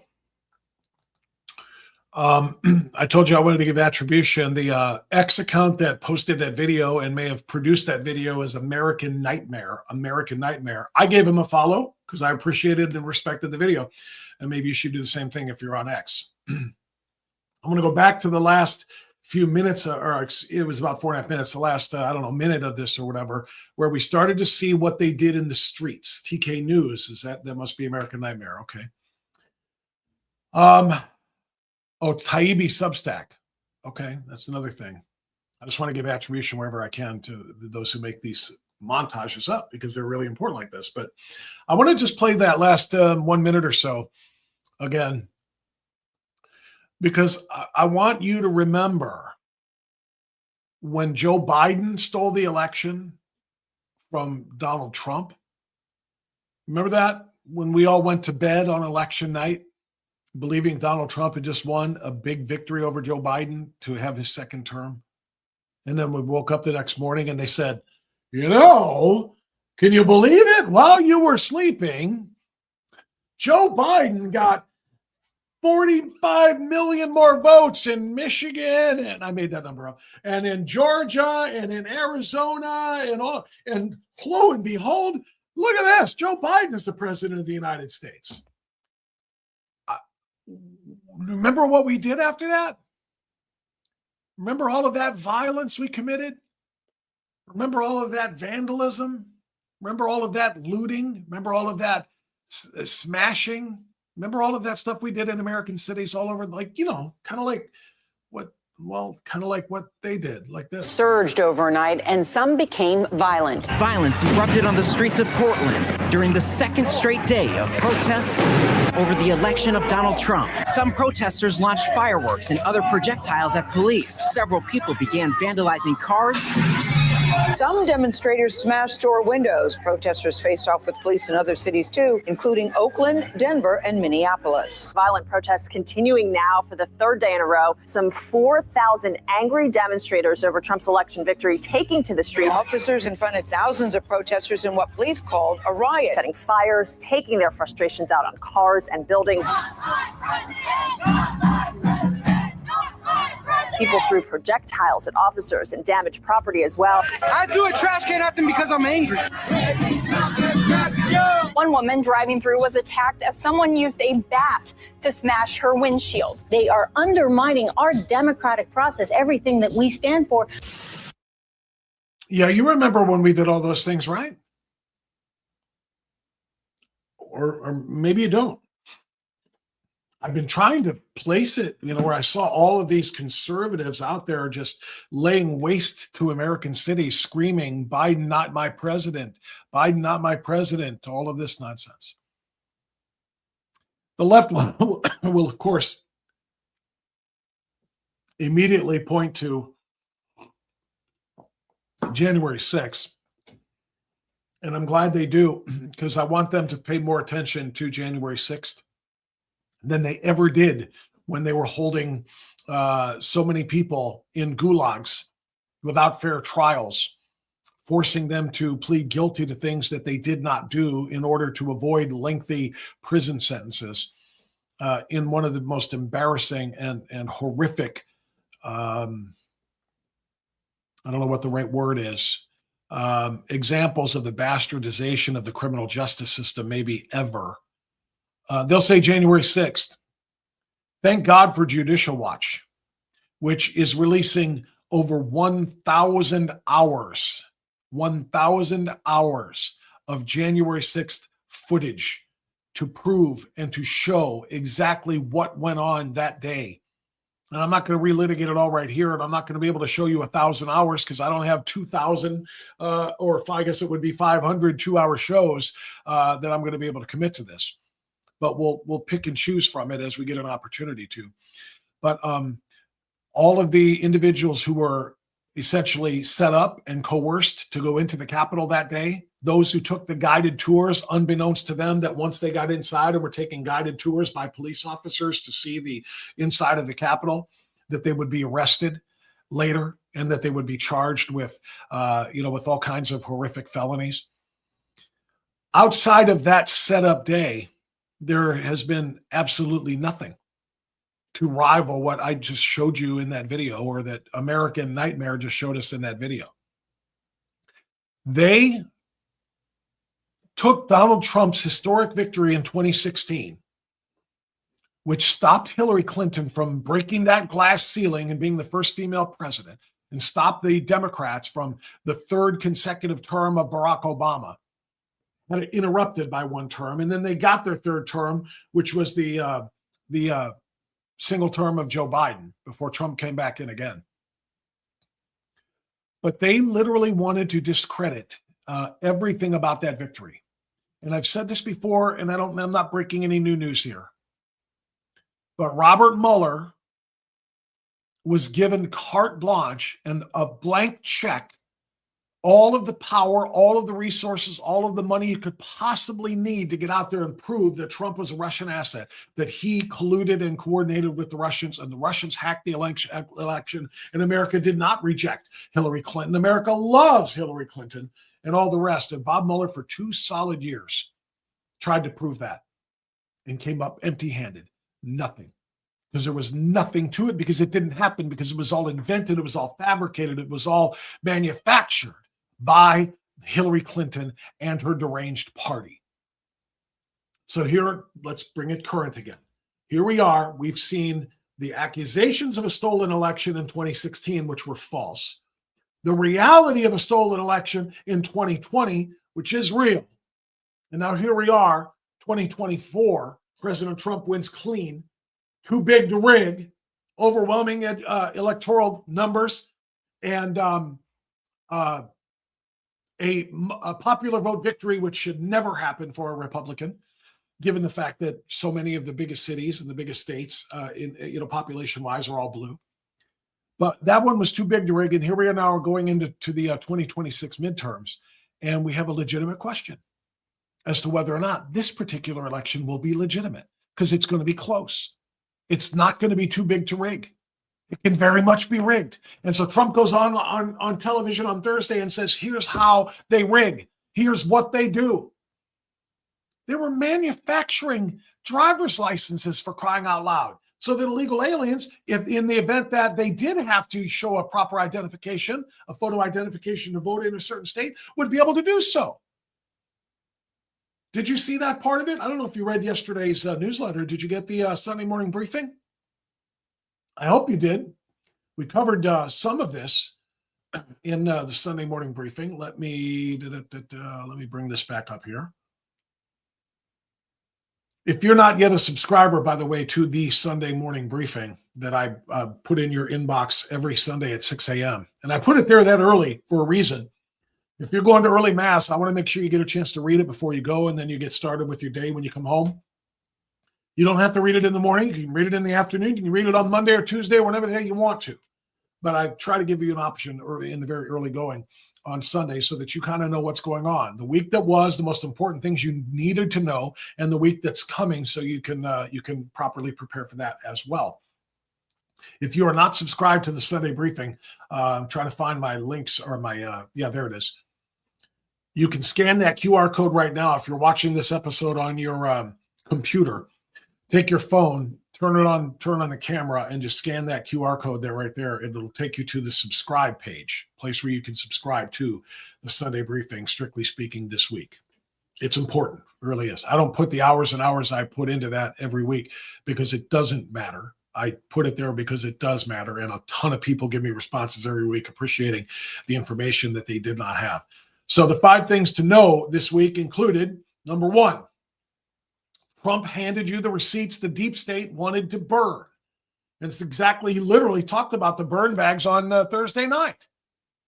But what's really important is here, this Chinese guy, and I put links into each one of these commentary pieces that I write. And I'll just run through this super quick because why not? Trump handed you the receipts the deep state wanted you to burn. Number 2 was they're getting exactly what they asked for. And this is about what I just talked about in the open first hour about Tom Homan and ICE.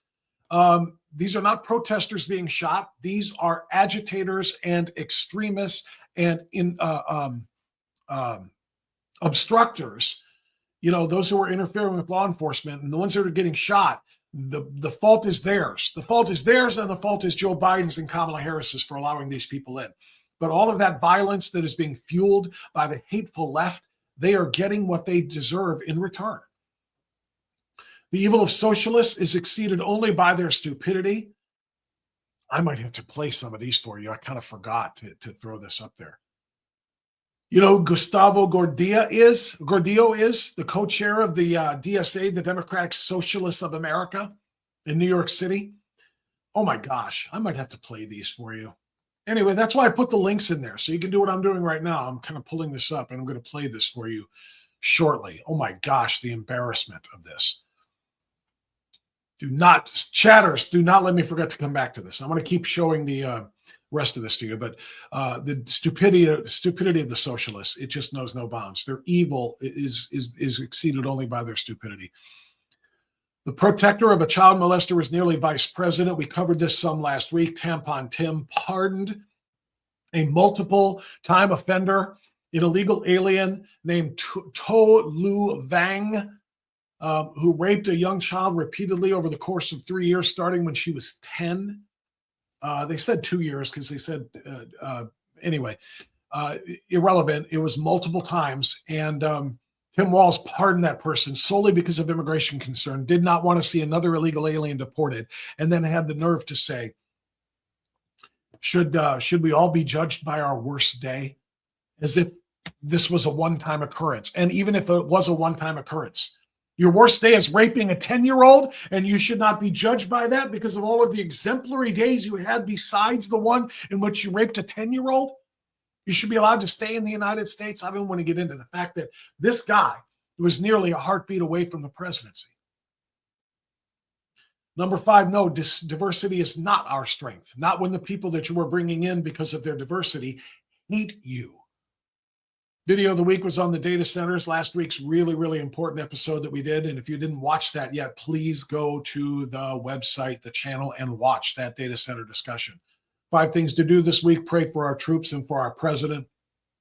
3 more troops were killed, 2 struck by the Iranians at a base in Jordan, 1 trying to detonate an Iranian drone explosive, and it detonated while he was working on it, and he was killed. So there's 3 more who have been killed. We have to pray for them, their families, and for President Trump, because this should prove President Trump, no more deal bullshit. No more deals. They want to sign a deal. They want to make a deal. No more. Finish them. Finish them. I'm sorry, I didn't mean to go there. Finish them. They don't want deals. They want dead Americans and dead Israelis. They want dead Europeans. They want a nuclear bomb. Finish them. No more little, I signed my name, they signed their name, and now they're going to stop. Really? You know better than that. We all do. No more. No more. Blame Canada. That's the smoke story. Ask the server why she supports Jim Crow. That's the Olive Garden never-ending pasta pass. You got to show a photo ID to be able to take advantage of their $100 for 13 weeks of unlimited pasta deal, because they don't want people sharing it. They don't want 10 people getting filled up on pasta for the same $100 pass. So you got to show your photo ID. In other words, they take security more seriously than the Democrat Party does when it comes to voting. See your doctor to check for a hidden uterus. If you're a guy, you probably have seen that story, and be careful which doctor you see. And I can maybe touch on that story as well. So that was just a little rundown of the way. You've got to read all of these, and you got to follow the links, and you got to subscribe. Just like I said, send me an email if you did not get the QR code scanned in time. Email me, bob@strictlyspeaking.org, and I will put you on the mailing list for Strictly Speaking this week, our Sunday briefing. So to the point, back to the president's receipt-dropping primetime address that the Democrats completely ignored. Some of the networks didn't even carry. We talked about this a little bit on Friday. They should have their FCC licenses revoked for not carrying something as important as this. They don't want you to know about the cheating in the elections. They don't want you to know what the Democrats have done and what they plan to do again. That's just the reality of it. That's the bottom line. So anyway, I put this on there, one of the links on there about the Chinese scheme to create these fake driver's licenses. So you can kind of see these for yourself if you click the links like I did, and I'll share this one with you too. This is a post by Libs of TikTok on X. China created fake driver's licenses to get fraudulent mail-in ballots for Joe Biden. This is what actual cheating in an election looks like. The left does not want you to know about this. They want you to think that Trump stole the election in 2016 with zero evidence, and they don't want you to know that Biden stole the election in 2020 with plenty of evidence, including these pieces of evidence that you can see. I hope I've zoomed that in enough for you to be able to see it. Let me see if I can read directly from that. Subject: Chinese government production and export of fraudulent U.S. driver's licenses to Chinese sympathizers in the U.S. in order to create tens of thousands of fraudulent mail-in votes for U.S. presidential candidate Joe Biden in late August of 2020. Again, how do you think he got 81 million votes and then Kamala Harris came along and only got 74? How did that happen? What happened to those 7 million other Democrat voters who suddenly were okay with Donald Trump winning? They weren't flocking to the polls to vote for Kamala Harris. They couldn't rig it because Trump's lead was too big. They couldn't rig it the way they did with Joe Biden. And I'm not going to read all of this to you, but this is evidence, and this is declassified intelligence agency documentation that President Trump brought. Again, the release of the classified documents they're so important. This actually happened. Look at that. Can you see that? Is that on your screen too? I got to double check. Yeah, you're seeing the same thing I am. Let's zoom that up a little bit more too. No one ever believed this happened because it didn't happen. Obama, massive rally turnouts, got 69 million votes. Trump, massive rally turnouts, got 74 million votes. Biden didn't campaign during 2020. COVID kept him in his basement, and he didn't even campaign, got 81 million votes. He literally, seriously, you believe got 12 million more votes than Barack Obama did? You cannot believe that. The number of counties won by Obama, by Trump. Biden won only 477 counties with 81 million votes. And we can go on and on, through this nonsense. But the bottom line is the Democrats have been cheating in elections for a very long time. They're going to continue to do so. And President Trump brought that fact to the fact. not opinion, but those documents on whitehouse.gov, he brought those to the world on Thursday night, and the left buried it. They wouldn't air it. Some of the networks wouldn't air it, and the rest of it just saying dismiss it because Donald Trump is a liar. Donald Trump is making all of this up and manufacturing all of this. They don't want you to go to whitehouse.gov and go to and I linked to that on the newsletter too. That's, again, I don't want to beat this into the ground here, but that would be, yeah, right there. In case you are, if you have not yet clicked these links, and I'm going to tell you, because I get these statistics on these too. I get several thousand people read this newsletter every Sunday, and that's fantastic. It's got a great open rate of around 55, 60%, which is huge in the newsletter game.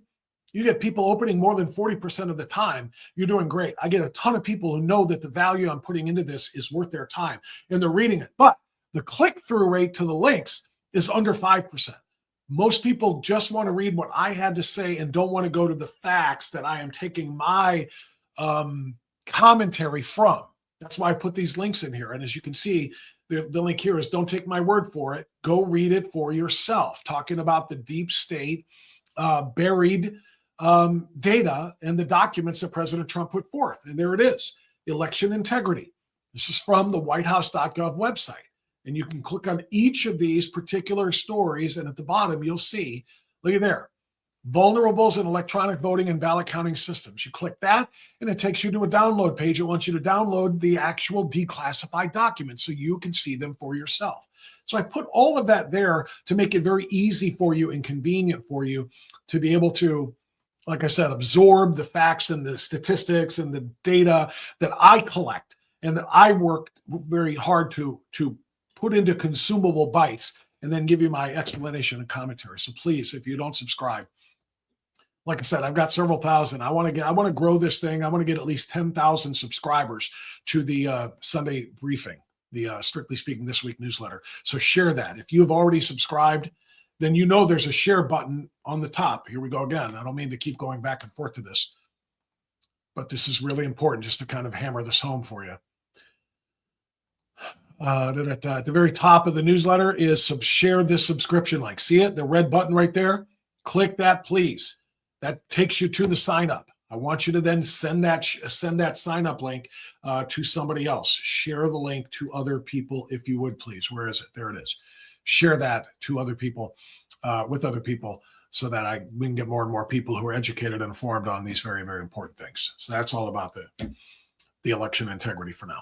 All right. I did have a couple of other ones I wanted to get to. I've kind of forgot about the socialism part of this. One of the stories from the newsletter. This is Gustavo Gordillo. He is the leader of the Democrat Socialists of America party in New York City. He did an interview with Martha McCallum. And he is largely the reason he and AOC, otherwise known as ADC, Alexandria Ocasio-Cortez, the reason why I framed that particular item in the newsletter the way I did, that the evil of socialists is exceeded only by their stupidity. They're even dumber than they are evil, is the point. And here is an example of that. This is the reason I framed it that way. Your family came here from Peru, really in the middle of the heat of the Shining Path. They were Maoist communist guerrillas in Peru. So why did your family come to America? The economic situation in South America and in Peru was in a really bad place.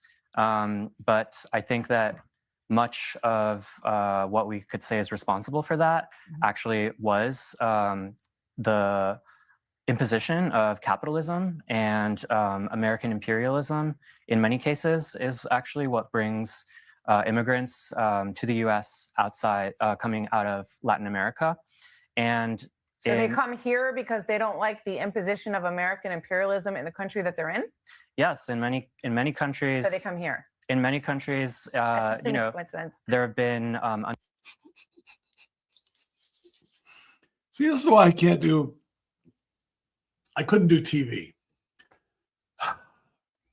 I was going to say, well, I couldn't do national interviews, but I have done many, many, many, many, many national interviews on many, many nationally syndicated shows before. But I wouldn't be able to do what Martha McCallum did there and just kind of shake my head and say, that doesn't make a whole lot of sense. I would stop him and say, whoa, whoa, whoa, whoa, whoa. Hold on. Let me put myself in the place of Martha McCallum here as he says this again. Now, she correctly pointed out, by the way, that in Peru, Maoism took over, which is, Mao Zedong, the Chinese dictator who literally killed tens of millions through forced famine and starvation in the Great Leap Forward and in the revolution, the communist revolution in China. Mao's Cultural Revolution is what it was called. Anyway, that was brought to Peru as well. So she said, socialism/communism came to Peru. And that's why your family left and came to the United States, right? That would make sense.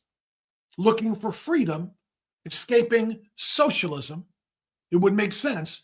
And here's what he said. Bad place.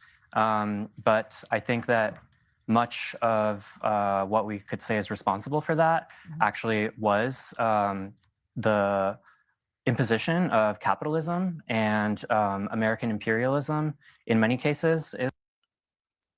So you're saying it wasn't Mao and the communism that came to Peru. It was capitalism and American imperialism in Peru. That's what made you come to America? To get away from American imperialism, you come to America? Is that what you're saying right now? Seriously, you're telling me that you fled capitalism, which was ruining Peru's economy.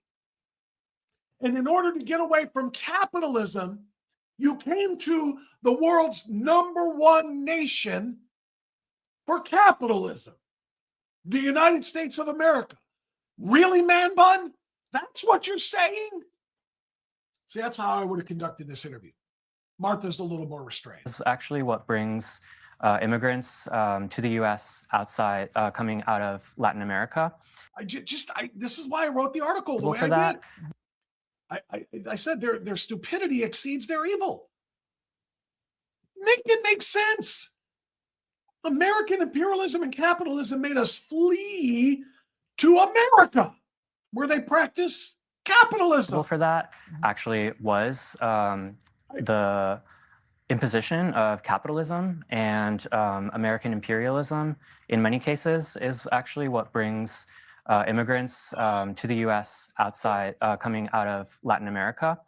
And so they come here because they don't like the imposition of American imperialism in the country that they're in? Yes, in many countries. So they come here. In many countries, there have been undemocratic coups that have destabilized countries, and that's pushed people out. Oh my gosh, man bun Gustavo, just bringing it home for me. Holy cow! Did I put the AOC one there? I think I put that link in there too. Maybe. Did I? Yes. Okay. This isn't is it a video? I don't know if it's a video or just the Twitchy link too. Oh, I think I can get the video on this. All right. Can you see this one? Yeah. That was Gustavo, obviously a charter member of the DSA Mensa organization, just a complete genius. That's not just stupid. That's AOC stupid. This is AOC stupid. Is this the one where she says it? Yeah, this is it right here. This is it. Okay. Let me zoom this up a little bit.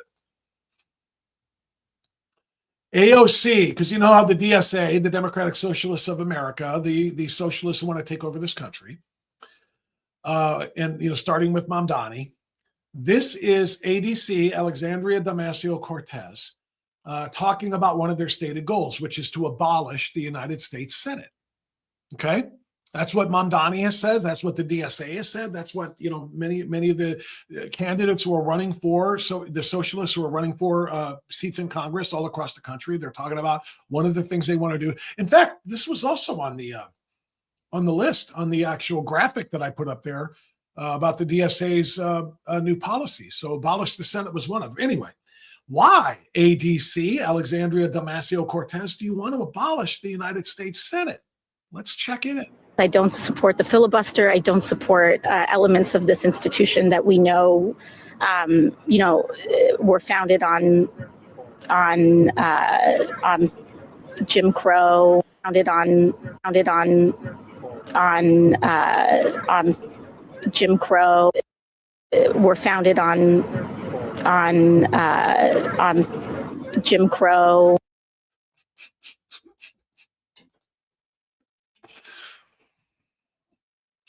And people wonder why I sometimes get a little bit less than tactful and am a little bit less than subtle when it comes to talking about some of the lunatics on the left. Alexandria Ocasio-Cortez just said that the United States Senate was founded on Jim Crow. Jim Crow laws went into effect 174 years after the United States Senate was formed. And she may just be one of the leading candidates for the Democratic nomination for President of the United States in 2028. Not even making that up. That is a reality. That is a political reality. ADC is among the leaders in the socialist wing of the Democrat Party, which is quickly taking over the mainstream of the Democrat Party. That thing, that bubble-headed bartender who might ask to be her vice president, Gustavo Manbutt. That's the same party that gave you Graham Plattner until it gave you the dude who said he's a chick and that he's so much of a chick that he menstruates through his ass. Thought I forgot about that one, didn't you? I kind of did, until I just remembered it just now. Now it's making me want to share the story. Do I have time for it? I kind of don't. I'm playing the music, but where did the story go? If I can find it in very short order. Oh, it was on the newsletter. I guess I can find it in short order. This is the party that wants to run the country. This is a candidate to replace Graham Plattner in Maine on the ballot. I didn't want to have to share this one on the in the newsletter, and I don't want to have to share it now, but I kind of cannot not. Right? This guy who looks like Chris Farley in drag when he played one of the guest girls or Gap girls in Saturday Night Live back in the day. I did it side by side on my Facebook so you can see them. I mean, he just does. Look at the picture on the right of him standing there. Hairy legs, tennis shoes, dress. Headline. Sorry, it is what it is. I didn't make it up. And I'm not trying to be grotesque for the sake of being grotesque. This person is real. Transgender Maine Democrat Senate candidate claims he has monthly period through his rectum. He said this. Also said, by the way, that he's running and he doesn't want to hurt anybody and doesn't want to deceive anybody. A man dressed as a woman who says he has a uterine expulsion of blood through his butt. Doesn't want to deceive anybody. And then with the trans community, like, we're being dehumanized. They say that we want to hurt people. I don't want to hurt anybody. I just want to use the bathroom. And if they want me to use the men's room, I will, but I don't want to be assaulted. Dude, the problem is you going into a woman's room, you have a whole bunch of people in there that are afraid of being assaulted by you. I'm looking for the clip, the video part where he actually says about, I don't want to deceive anyone.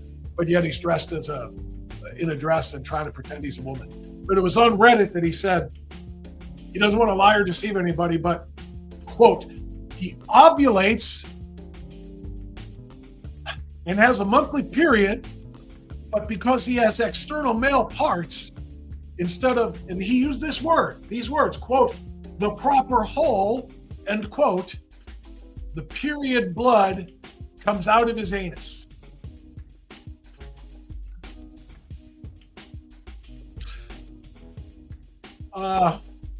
Whose post is this? Colin Wright.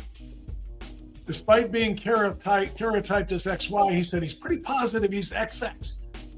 He also believes he has female internal organs, although CAT scans have turned up nothing.